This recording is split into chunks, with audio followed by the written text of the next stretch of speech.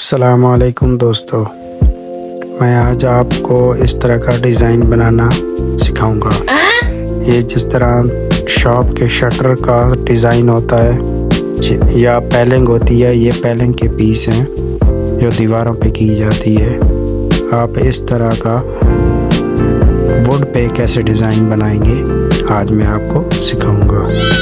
तो वीडियो को लास्ट तक ज़रूर देखें, स्किप नहीं करना आपने, वीडियो को लास्ट तक देखना है। और वीडियो अच्छी लगे तो लाइक कमेंट ज़रूर करना और मेरे चैनल को भी सब्सक्राइब कर देना। तो चले वीडियो शुरू करते हैं।